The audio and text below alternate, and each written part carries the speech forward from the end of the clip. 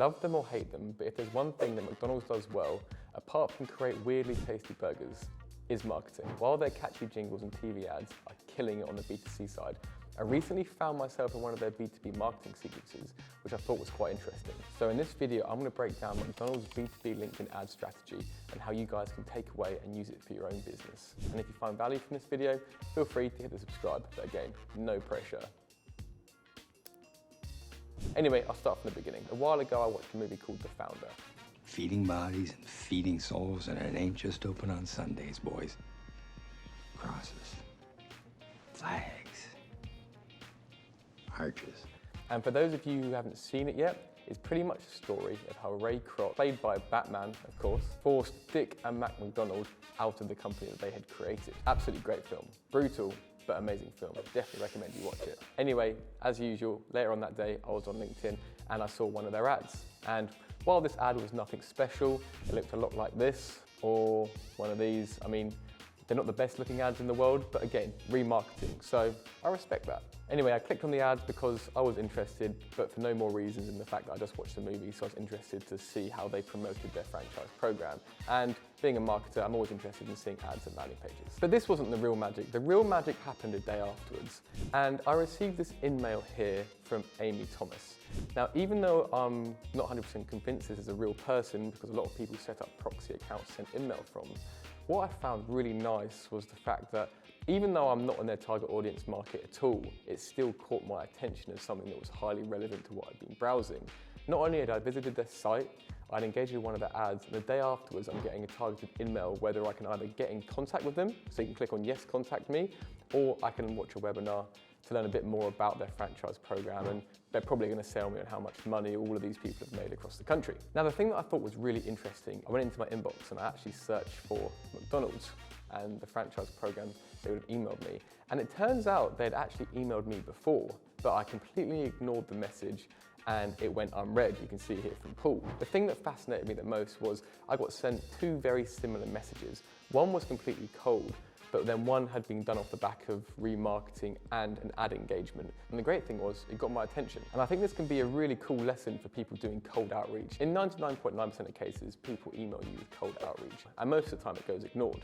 But then sometimes you're actually genuinely interested in a product or service. Not saying I want to buy a McDonald's franchise, but I was interested in the story and the narrative, and I was kind of engrossed in the movie in that moment, just like people are with products and services. Oh, this email here was timely, it was relevant to what I've been searching for, and the nicest thing about it was the fact it was a conversational ad. Now, we use these a lot, and conversational ads allow you to break the intro barrier with regards to the sales team. These companies aren't saying, buy my product now, get in contact. They give you the opportunity to start a conversation within the chat. So for example, if I can click yes, contact me, that will go through to your classic lead form. But also, if I can click on McDonald's webinar, it will take me through to a bit more information I may need to cross that line to get in contact. But also the nice thing here is you can see that McDonald's webinar then pops up in a chat. So what will happen is someone will go and they'll watch one of your ads, go to your website. If you then automatically send them an email from your sales team and they even want a bit more information, then it starts a chat, which ultimately allows a sales member to open the door for them to have an initial conversation. Now, this isn't the chance for them to go in and start cold emailing them or in-mailing them and saying, buy our product now.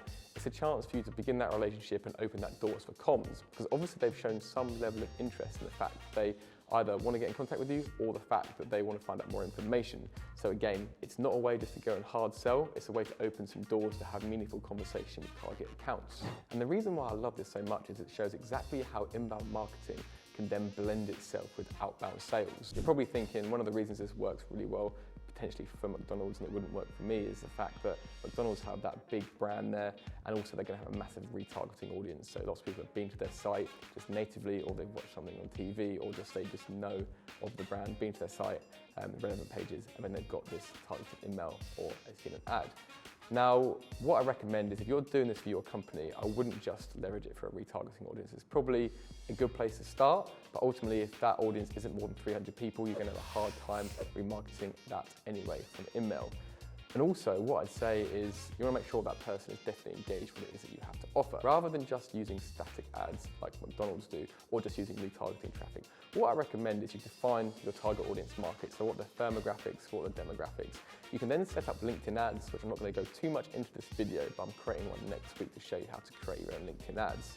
And then I'd create a long form video. And this long form video, for example, we do these all the time. Look at some of our examples. So we've done example videos here around different setups for how to use reporting, client testimonials, which work really well, use cases. So I recommend using some of those, whether it's job applications we do promotion for.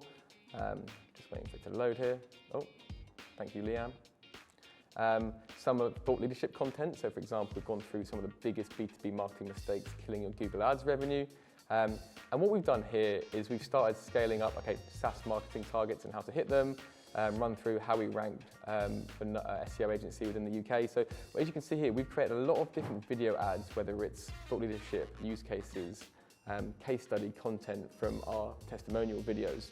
And what we've done is we've gone in and we can then go into account assets and click on matched audiences. You can then go on create audience and then go on video. What you can do then is you can type in the prospecting audience name. You can say someone has watched at least 50% of my video in the last 90 days, and then you can choose the videos in which you want to create that audience from. So what we've said is anyone who watches more than 50% of a 4-minute video, we know that person's engaged. So we want to put them in a separate audience, and then as soon as we're able to, automatically send an email from our salespeople to that person, because we know they've got some sort of interest. They've sat through 2 minutes worth of content. Maybe they've also engaged in a previous ad or watched more than one video. They're then going to get an email which says, would you like to open a direct line of conversation with us and get potentially a quote for a proposal? Or would you like to learn more and watch one of our webinars? Or do you have any questions? Even trying to break down that barrier to entry to being able to start the conversation with the prospect. If you're working in a SaaS or tech operation, then you may just want to open some doors. You want to give them a bit more information, maybe some more relevant use cases, case studies. They may want to look at some product loops or some features they may need to be successful, or they want to know things like pricing. So what I'm saying is this approach, if you're an SME company, don't just rely on remarketing audiences and static image ads like McDonald's do. They can get away with it. Everyone knows what they do. They may not know what you do. So make sure you can create LinkedIn ads which go through your thought leadership, use cases, testimonials, whatever it may be, whether it's animated videos to show exactly what the product loops are. Get them all out there. People that start watching a lot of your video within the feed are going to gauge some sort of interest.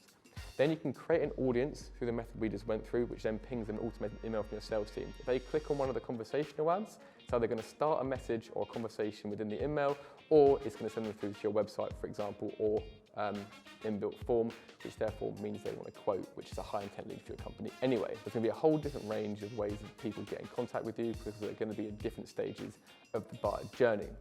But this is a really nice way that you can start using McDonald's B2B LinkedIn marketing strategy for your own company to really use inbound marketing to scale your outbound activity.